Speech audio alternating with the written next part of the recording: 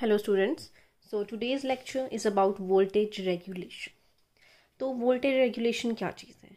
ठीक है, तो voltage regulation एक ऐसा phenomenon है जो हर एक appliance में, हर एक circuit में होता ही है.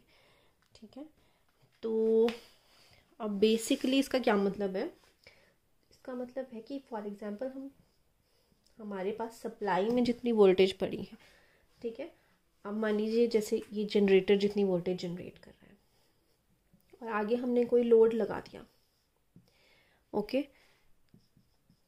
तो इस लोड के अक्रॉस जो वोल्टेज आपको मिलेगी, देखने में तो ये दोनों पैरेलल में है तो सेम ही मिलनी चाहिए, बट हमें टर्मिनल पे वोल्टेज उतनी नहीं मिलती, थोड़ी कम मिलती है, क्योंकि जो सर्किट है उसके बीच में भी जो आपकी रेजिस्टेंस और इंडक्टेंस जो भी ड्रॉप्स हैं जो हमने लास्ट लेक्चर में पढ़ा था, उसकी वजह से यहाँ पे भी कुछ वोल्टेज कंज्यूम हो जाती है बीच में ही और टर्मिनल पे आपको कम मिलती है. ठीक है, ये किसी नॉर्मल सर्किट में भी हो सकता है, ट्रांसमिशन लाइंस में भी होता है, आपने पावर सिस्टम में भी पढ़ा होगा. और यहाँ पे हम सिंक्रोनस मशीन की वोल्टेज रेगुलेशन की बात कर रहे हैं, तो यहाँ पे जो टर्मिनल पे वोल्टेज है वो हमें कम क्यों मिलती है, उसके हमने रीजंस लास्ट लेक्चर में डिस्कस किए थे. आर्मेचर रिएक्शन की वजह से, लीकेज रिएक्टेंस की वजह से, और जो वाइंडिंग की रेजिस्टेंस है उसकी में जो ड्रॉप्स हो जाते हैं उसकी वजह से जो टर्मिनल पे वोल्टेज है वो हमें थोड़ी कम मिलती है. तो अगर कोई भी लोड यहाँ पे नहीं लगा होता, अगर ये ओपन सर्किट होता, लोड का मतलब है करंट, ठीक है, नो लोड का मतलब है कोई करंट नहीं है, मतलब ओपन सर्किट है, और तो उस टाइम इस सर्किट में कोई भी करंट नहीं होना था, तो यहाँ पे तो कोई वोल्टेज कंज्यूम नहीं होनी थी, क्योंकि वोल्टेज करंट के ऊपर ही डिपेंड करती है. करंट ही नहीं है तो जो बीच में इंडक्टेंस कंपोनेंट्स हैं और रिएक्टेंस कंपोनेंट्स हैं, जैसे हम यहाँ पे एक्सएल और एक्सएआर है, वहाँ पे आई इंटू करंट ज़ीरो है तो कोई ड्रॉप नहीं होगा. जितनी यहाँ पे हमें वोल्टेज सप्लाई हो रही है उतनी ही आपको टर्मिनल पे भी मिलेगी. तो नो लोड में तो टर्मिनल वोल्टेज आपकी सप्लाई वोल्टेज के बराबर होगी, बट किसी अगर हम लोड लगा दें तो वो आपको कम मिलेगी.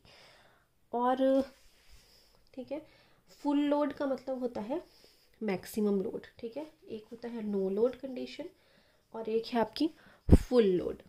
नो लोड का मतलब है करंट ज़ीरो है और फुल लोड का मतलब है करंट मैक्सिमम है, जितना वो रेटेड करंट है, मतलब जितना करंट की होल्डिंग कैपेसिटी है उसकी फुल उतना करंट आपका फ्लो कर रहा है. ठीक है, तो फुल लोड के बाद करंट अगर हम फ्लो नहीं कराते, उतना लोड नहीं लगाते, क्योंकि वो फिर डैमेज कर सकता है, तो फुल लोड होता है आपका मैक्सिमम करंट कैरिंग कैपेसिटी, उतना हमने लोड लगाया है जिसके कोरस्पॉन्डिंग मैक्सिमम करंट इसमें फ्लो करेगा. ठीक है, तो फुल लोड में सबसे ज़्यादा करंट फ्लो करेगा तो उतने ही ज़्यादा ड्रॉप्स होंगे आई इंटू आर, तो टर्मिनल पे हमें वोल्टेज उतनी ही कम मिलेगी. तो वोल्टेज रेगुलेशन है the variation of terminal voltage. Terminal voltage मतलब जो यहाँ पे वोल्टेज थी उसकी variation from no load, no load पे तो टोटल मिलेगी, टू फुल लोड. ठीक है, तो वोल्टेज रेगुलेशन क्या है, no load terminal voltage minus full load terminal voltage. अगर हम यहाँ पे परसेंट वोल्टेज रेगुलेशन निकाल रहे हैं, ठीक है, तो हमें देखिए यहाँ पे हम परसेंट वोल्टेज रेगुलेशन की बात कर रहे हैं, तो यहाँ पे हम एक और आगे एडिशन करेंगे. ठीक है, the variation of terminal voltage from no load to full load expressed as percentage of full load voltage. ठीक है, अब हमें इसको परसेंटेज फॉर्म में निकालना है, तो no load minus full load divided by full load into 100 हो जाएगा. ओके, दोनों का डिफरेंस आ गया अपॉन फुल लोड, क्योंकि परसेंटेज में हमें निकालना है, मल्टीप्लाइड बाय 100 कर देंगे. अब ये कन्फ्यूजन आप इसमें क्रिएट मत करना, क्योंकि कुछ आपको बुक्स में यहाँ पे डिनोमिनेटर में नो लोड भी मिलेगा देखने में, तो ये दोनों ही फॉर्मूले वैसे करेक्ट हैं. अगर हम with respect to full load निकाल रहे हैं फुल लोड वोल्टेज के, तो ये फॉर्मूला होगा, और विद रिस्पेक्ट टू अगर नो लोड वोल्टेज निकाल रहे हैं तो यहाँ पे नो लोड वोल्टेज लिखा जाएगा डिनोमिनेटर में. तो किसके विद रिस्पेक्ट हम वोल्टेज निकाल रहे हैं वो डिपेंड करता है. तो अभी हम ये वाला फॉर्मूला याद रखेंगे, no load minus full load upon full load multiplied by 100. अब हम डेरिवेशन करेंगे वोल्टेज रेगुलेशन की. तो डेरिवेशन के लिए सबसे पहले हम फेज़र डायग्राम बनाएंगे सिंक्रोनस जनरेटर का। मैं लैगिंग वाला केस ले रही हूँ, उसके लिए हम सबसे पहले बनाएंगे। ठीक है, तो हमने जैसे कि फेज़र डायग्राम बनाया था लैगिंग का, हम वोल्टेज की डायरेक्शन लेते हैं, कुछ भी मान लेते हैं वोल्टेज की डायरेक्शन जो टर्मिनल वोल्टेज है। ठीक है, यहाँ पे बनाती हूँ मैं। ठीक है, अब आपने कंफ्यूज नहीं होना है, क्योंकि जो हमने पिछले बार फेज़र डायग्राम बनाया था उसमें हम वोल्टेज ऐसे ही ले रहे थे। ठीक है, तो आप कैसे भी ले सकते हैं। ठीक है, कोई भी डायरेक्शन वोल्टेज की मान लीजिए आप, उसके विद रिस्पेक्ट हमने करंट बनाना है। तो मैं लैगिंग मान रही हूँ, तो मैं करंट इससे थोड़ा किसी डिग्री लैगिंग पे बना रही हूँ। तो यहाँ पे मैं इसका ये करंट मान रहे हैं हम। ठीक है, आप ऐसे भी बना सकते हैं जैसे हमने किया था, ये वोल्टेज और लैगिंग करंट। ठीक है, तो एक ही बात है वो। यहाँ पे मैं इसलिए बना रही हूँ ताकि मेरा एक सिमेट्रिकल ट्रायंगल बनेगा करंट के विद रिस्पेक्ट, तो डेरिवेशन करने में ज़्यादा आपको डायग्राम देखने में ईजी रहेगा, जस्ट इसलिए। ठीक है, अब ये करंट है हमारा, ये V है, तो हमें पता है V में हम क्या क्या ऐड करते हैं। एक तो IARA करंट के पैरेलल होता है, तो ये है IARA। और IARA के परपेंडिकुलर हम बनाते हैं IAXS। ठीक है, एक्सेस जो है वो XL प्लस XAR होता है, तो ये होता है। और इनका जो रिजल्टेंट है, ठीक है, जैसे ये वाला, ये आपका जो टोटल जनरेटेड वोल्टेज है वो बताएगा। ठीक है, और इन दोनों का रिजल्टेंट, इसको हम IAZS भी बोलते हैं। ठीक है, क्योंकि RA और ZS का जो कॉम्बिनेशन है वो टोटल आपको इम्पीडेंस देता है। ठीक है, अब इस तरह से हमारा ट्रायंगल बन चुका है। अब हम क्या करेंगे, इस ट्रायंगल को मैं कंप्लीट कर लूँगी, राइट एंगल ट्रायंगल, और इस तरह से हम इसको ड्रॉ करेंगे। और इनको हम नेम दे देते हैं, ये O, ये Q और ये D। ठीक है, सो फिर हम लिखेंगे फ्रॉम ट्रायंगल OQD। OQD में अब हम देखते हैं OD square is equal to OQ square plus DQ square हो जाएगा। ठीक है, this is equal to base square plus perpendicular square. अब यहाँ पे हम OD हमें पता है E के बराबर है। ठीक है, तो यहाँ पे मैं लिख सकती हूँ E square is equal to OQ। ठीक है, राइट एंगल ट्रायंगल बन चुका है ना, क्योंकि ये तो इसमें पाइथागोरस थ्योरम लगाई है हमने ये वाली।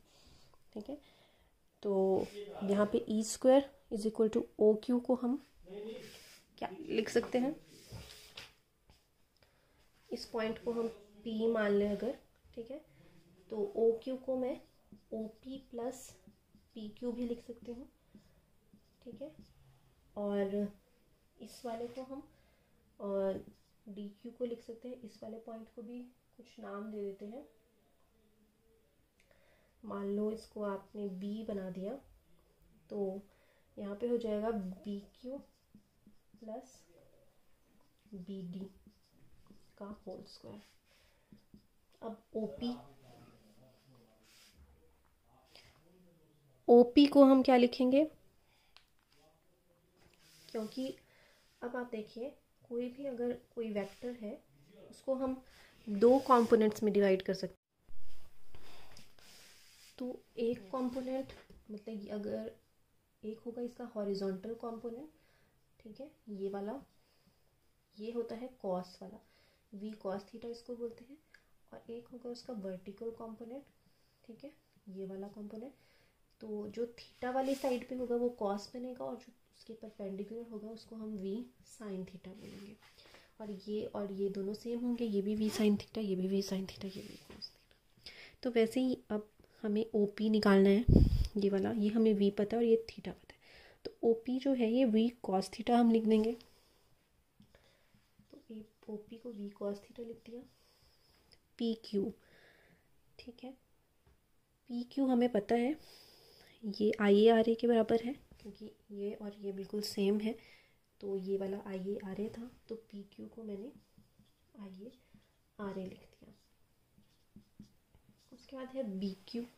अब बी क्यू जो है वो ये वाला कंपोनेंट आएगा, ठीक है, मतलब अगर इसको मैं ऐसे रिजॉल्व करती तो ये वाला जो है ये वी साइन थीटा आना था, और ये इसके बराबर है, रेक्टेंगुलर में हम देखें तो ये भी हमारा वी साइन थीटा आ जाएगा, और बी डी हमें पता है आई ए एक्सेस के बराबर है,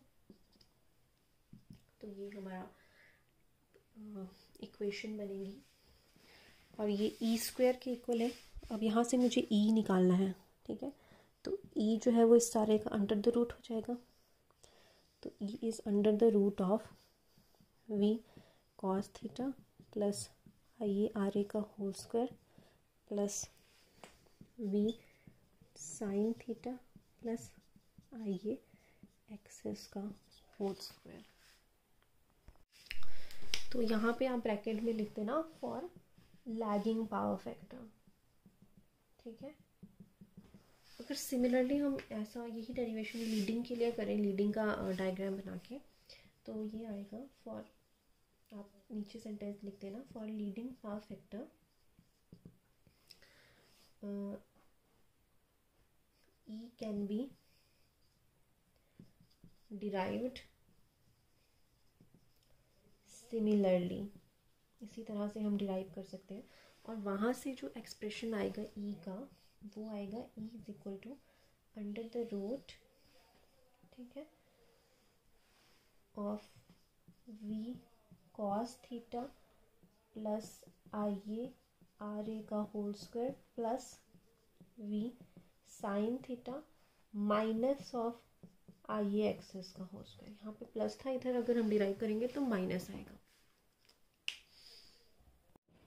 तो अब हम एक जनरल एक्सप्रेशन लिखते हैं दोनों केसेस के लिए, वो हो जाएगा E is equal to under the root of V cos theta plus I A R A का whole square plus V sine theta, यहाँ पे आएगा plus minus I A X S का होल स्क्वायर, ठीक है।